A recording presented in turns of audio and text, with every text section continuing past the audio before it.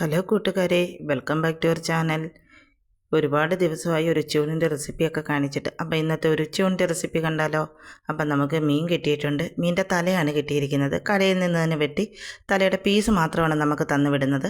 അല്ലാതെ അതിൻ്റെ വേസ്റ്റ് ഭാഗങ്ങളൊന്നും കാണത്തില്ല. നല്ല മാംസഭാഗങ്ങൾ മാത്രമാണ് തന്നു വിടുന്നത്. അപ്പോൾ അത് വീട്ടിൽ കൊണ്ടുവന്ന് കഴുകി വൃത്തിയാക്കി എടുത്താൽ മാത്രം മതി. മോതയുടെ തലയായിരുന്നു, അതുകൊണ്ട് തന്നെ നല്ല സോഫ്റ്റ് മാംസമാണതിന്. നല്ല ടേസ്റ്റുള്ള മീനാണ് മോത. അപ്പോൾ ഇനി നമുക്ക് കറി വയ്ക്കാൻ തുടങ്ങിയാലോ? മൺചട്ടിയിലേക്ക് ആവശ്യത്തിനുള്ള വെളിച്ചെണ്ണ ഒഴിച്ചു കൊടുത്തു. എണ്ണയൊന്ന് ചൂടായി വന്നപ്പോൾ അതിലേക്ക് ഉലുവ ഇട്ട് പൊട്ടിച്ചു. ഉലുവ പൊട്ടി വന്നപ്പോഴത്തേക്ക് ഒരു സവാളയും ഇഞ്ചിയും വെളുത്തുള്ളിയും കൂടെ ചതച്ചത് അതിലേക്ക് ചേർത്ത് കൊടുത്തു. 2 പച്ചമുളകും. നല്ല എരിവുള്ള പച്ചമുളകായതുകൊണ്ട് 2 പച്ചമുളകേ ഞാൻ ചേർത്തിട്ടുള്ളൂ.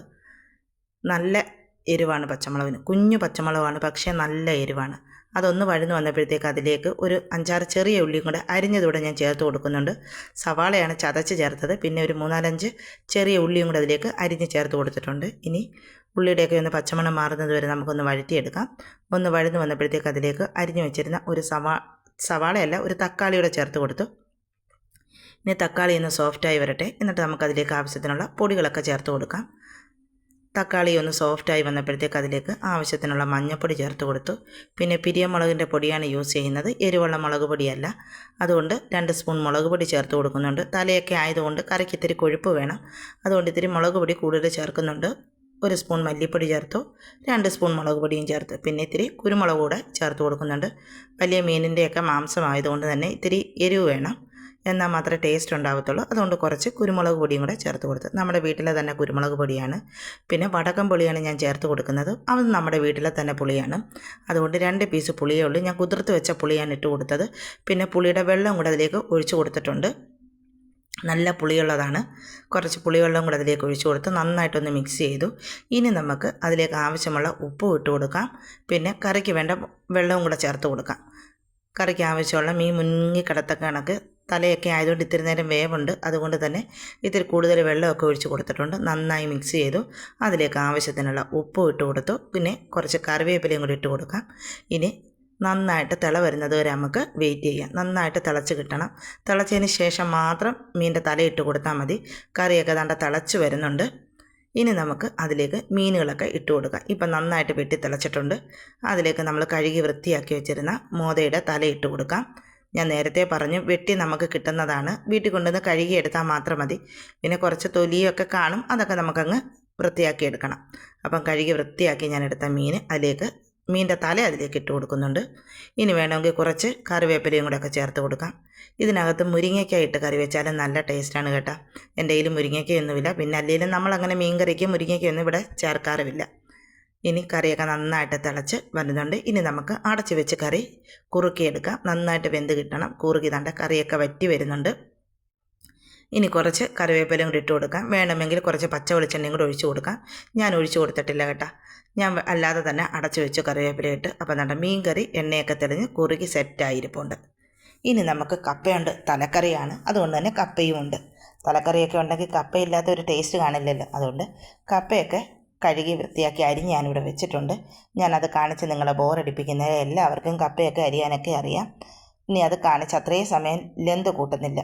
അതുകൊണ്ട് തന്നെ കപ്പയൊക്കെ അരിഞ്ഞ് കുക്കറിൽ ഒരു വിസിൽ ഏൽപ്പിച്ചെടുത്തിട്ടുണ്ട്. നന്നായിട്ട് വേവുന്ന കപ്പയായിരുന്നു. ഒറ്റ വിസിലിൽ തന്നെ കപ്പ വെന്ത് കിട്ടിയിട്ടുണ്ട്. നമ്മളിവിടെ അങ്ങനെ തേങ്ങയൊന്നും അരച്ച് ചേർക്കാറില്ല. അരച്ച് ചേർക്കാറുണ്ട് വല്ലപ്പോഴും ഒക്കെ. തേങ്ങ അരച്ച് ചേർത്തേം കപ്പ വേവിക്കാറുണ്ട്. പിന്നെ വേവാത്ത കപ്പയാണെങ്കിലും നമ്മൾ തേങ്ങ അരച്ച് ചേർക്കാറുണ്ട്. ഇത് നന്നായിട്ട് വേവുന്ന കപ്പയാണ്. അതിലേക്ക് നമ്മൾ കുറച്ച് മഞ്ഞൾപ്പൊടി ചേർത്ത് കൊടുത്തു. പിന്നെ ആവശ്യത്തിനുള്ള ഉപ്പിട്ട് കൊടുത്തിട്ടുണ്ട്. പിന്നെ കുറച്ച് കറിവേപ്പില ഇട്ട് കൊടുത്തു. ഇനി നന്നായി കുഴച്ചെടുക്കാം. പിന്നെ വേണമെങ്കിൽ ഇത്തിരി വെളിച്ചെണ്ണയും കൂടി ഒഴിച്ച് കുഴയ്ക്കാവുന്നതേ ഉള്ളൂ. വേണ്ടെങ്കിൽ വേണ്ട, ഇഷ്ടമുണ്ടെങ്കിൽ ചേർത്താൽ മാത്രം മതി. ആരെയും നിർബന്ധിക്കുന്നില്ല കേട്ടോ. ഇത്തിരി കറിവേപ്പില ഇട്ട് നന്നായിട്ട് നമ്മുടെ കപ്പയൊന്ന് കുഴച്ചെടുത്താൽ നമ്മുടെ കപ്പ കുഴച്ചത് ഇവിടെ റെഡി ആയിട്ടുണ്ട്. തലക്കറിയൊക്കെ ഉണ്ടെങ്കിൽ കപ്പ കുഴച്ചത് മസ്റ്റാണ് കേട്ടോ. അപ്പം നമ്മുടെ കപ്പ നമുക്ക് നന്നായിട്ടൊന്ന് കുഴച്ചെടുക്കാം. ഒരു തവിയുടെ കണമുണ്ടോ അല്ലെങ്കിൽ നമ്മൾ പണ്ടൊക്കെയുള്ള വീടുകളിൽ തുടുപ്പ് കാണുമല്ലോ, അതൊക്കെ ഉപയോഗിച്ച് ഒന്ന് കുഴച്ചെടുക്കാം. ഞാനൊരു തുടുപ്പ് ഉപയോഗിച്ചാണ് കപ്പ കുഴച്ചെടുത്തത്. അപ്പം കപ്പ കുഴച്ചതും റെഡിയാണ്. ഇനി നമുക്ക് ഒരു പച്ചക്കറി എന്തെങ്കിലും വേണമല്ലോ. അപ്പോൾ ഒരു തോരൻ വയ്ക്കാമെന്ന് കരുതി ക്യാരറ്റാണ് വെക്കുന്നത്. പാത്രത്തിലേക്ക് എണ്ണ ഒഴിച്ചു. എണ്ണ ചൂടായപ്പം കടുകിട്ട് പൊട്ടിച്ചു. അതിലേക്ക് ചെറിയ ഉള്ളി അരിഞ്ഞതും വറ്റൽമുളകും ചേർത്ത് കൊടുത്ത് പിന്നെ കറിവേപ്പിലയും കൂടി ഇട്ട് കൊടുക്കാം നമുക്ക്. ഇനി ഒന്ന് വഴറ്റിയെടുക്കാം. പിന്നെ പച്ചമുളകല്ല, കറിവേപ്പിലയും ഉള്ളിയൊക്കെ ഒന്ന് മൂത്ത് വരട്ടെ. അപ്പോഴത്തേക്കും നമുക്കതിലേക്ക് അരിഞ്ഞു വെച്ചിരിക്കുന്ന ക്യാരറ്റ് ചേർത്ത് കൊടുക്കാം. ഒരു 2 ക്യാരറ്റ് ഞാൻ കഴുകി വൃത്തിയാക്കി അരിഞ്ഞു വെച്ചിട്ടുണ്ട്. അതിലേക്ക് സവാളയും കൂടെ ചോപ്പ് ചെയ്തിട്ടിട്ടുണ്ട്. ചോപ്പറിനകത്തിട്ട് ചതച്ചതാണ്, അതുകൊണ്ട് നമുക്കതിലേക്ക് ഇട്ട് കൊടുക്കാം. ചോപ്പറുള്ളതുകൊണ്ട് വളരെ എളുപ്പമുണ്ട്. 2 ക്യാരറ്റ് അരിഞ്ഞ് അതിലേക്ക് ചേർത്ത് കൊടുത്തു. ഇനി ആവശ്യത്തിനുള്ള ഉപ്പ് ഇട്ട് നമുക്ക് അടച്ചു വെച്ച് വേവിച്ചെടുക്കാം. വെള്ളം ഒഴിക്കേണ്ട കാര്യമില്ല. ആവിയിൽ തന്നെ ക്യാരറ്റ് വെന്തോളും. ഒരു പച്ചമുളക് അരിഞ്ഞത് അതിലേക്ക് ഇട്ട് കൊടുക്കുന്നുണ്ട്. ഇനി നമുക്ക് അടച്ചു വെച്ച് വേവിച്ചെടുക്കാം. നന്നായി വെന്ത് വരുമ്പോഴത്തേക്ക് നമുക്കതിലേക്ക് ഞാൻ അതിന് മുമ്പ് ഇത്തിരി ഉപ്പൂടെ അതിലേക്ക് ഇട്ട് കൊടുത്തിട്ടുണ്ട്. ഇനി അടച്ചു വെച്ച് നമുക്ക് വേവിക്കാം. ഒരു കാരണവശാലും വെള്ളം ഒഴിച്ച് കൊടുക്കേണ്ട കേട്ടോ. ഇതിൽ നിന്ന് തന്നെ ഒരു ഈർപ്പം വരണമെങ്കിൽ ആവിയിൽ ക്യാരറ്റ് വെന്ത് കിട്ടും. വെള്ളം ഒഴിച്ച് വേവിച്ച് കഴിഞ്ഞാൽ ക്യാരറ്റ് അങ്ങ് കുഴഞ്ഞു പോകും. അതുകൊണ്ട് ചെറു തീയിൽ സിമ്മിലാക്കി വെച്ച് ഞാൻ വേവിച്ചെടുത്തിട്ടുണ്ട്. അതിലേക്ക് കുറച്ച് മഞ്ഞൾപ്പൊടി ചേർത്ത് കൊടുക്കുന്നുണ്ട്. ഇവിടെ എല്ലാവർക്കും മഞ്ഞ നിറം വേണം. വെളുത്തിരിക്കുന്നത് ആർക്കും അത്ര താല്പര്യമില്ല. അതുകൊണ്ടാണ് ഇതിലേക്ക് ഞാൻ മഞ്ഞൾപ്പൊടി ചേർത്ത് കൊടുത്തത്. ഇല്ലെങ്കിൽ ഒരു പിടി തേങ്ങ മാത്രം ചേർത്താൽ മതി. അപ്പം നമ്മുടെ മെഴുക്കുവരട്ടി ഇവിടെ റെഡിയാകും. ഞാൻ ഇത്തിരി കുരുമുളക് കൂടെ ചേർത്ത് കൊടുത്തിട്ടുണ്ട്. ഇവിടെ കുരുമുളകിൻ്റെ പൊടി എല്ലാവർക്കും ഇഷ്ടമാണ് ടേസ്റ്റ്. അതുകൊണ്ട് ഇത്തിരി കുരുമുളക് പൊടിയും ഇത്തിരി മഞ്ഞൾപ്പൊടിയും കൂടെ ചേർത്ത് പിന്നെ ഒരു പിടി തേങ്ങയോട് ഇട്ട് കൊടുത്തിട്ടാണ് ഞാൻ മെഴുക്കുവരട്ടി റെഡിയാക്കി എടുത്തിരിക്കുന്നത്. ക്യാരറ്റ് തോരൻ എന്ന് വേണമെങ്കിലും പറയാം. മഞ്ഞ നിറത്തിലായിരിക്കുന്നതുകൊണ്ട് തോരൻ എന്ന് വേണമെങ്കിലും നമുക്ക് പറയാം. ഒരു പിടി തേങ്ങയും കൂടെ അതിലേക്ക് ഇട്ട് കൊടുത്തിട്ടുണ്ട്. നല്ല ഒരു പിടി തേങ്ങ ഞാൻ ചേർത്ത് കൊടുക്കുന്നുണ്ട്. ഇനി നന്നായി മിക്സ് ചെയ്തെടുത്താൽ നമ്മുടെ ക്യാരറ്റ് തോരൻ ഇവിടെ റെഡിയാണ്. മഞ്ഞൾപ്പൊടി ഇട്ടത് കൊണ്ടാണ് തേങ്ങയ്ക്കൊക്കെ ആ മഞ്ഞ ഒരു നിറം പിടിച്ചൊരു തോരൻ്റെ കളറായി മാറിയത്. നമ്മൾ മഞ്ഞൾപ്പൊടിയും കുരുമുളക് പൊടിയും ചേർക്കുന്നില്ല എങ്കിൽ തേങ്ങ മാത്രം ചേർത്തിട്ട് ക്യാരറ്റ് മെഴുക്കുവരട്ടിയാണ്. ഇതിപ്പോൾ തോരനെ പോലെ മഞ്ഞ നിറത്തിലിരിക്കുന്നതുകൊണ്ടാണ് ഞാൻ ക്യാരറ്റ് തോരൻ എന്ന് പറഞ്ഞത്.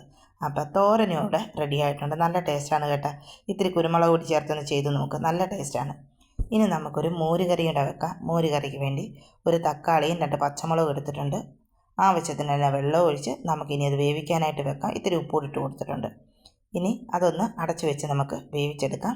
ഒന്ന് വെന്ത് വരുമ്പോഴത്തേക്ക് അതിന് വേണ്ട അരപ്പം റെഡിയാക്കാം. തേങ്ങയും ജീരകവും വെളുത്തുള്ളിയും മഞ്ഞൾപ്പൊടിയുടെ മിക്സിയുടെ ജാറിൽ നന്നായി അരച്ച് അതിലേക്ക് 1 കപ്പ് തൈര് കൂടെ അടിച്ചെടുത്തതാണ് ചേർത്ത് ഞാൻ ഒന്ന് കറക്കിയെടുത്തതാണ്.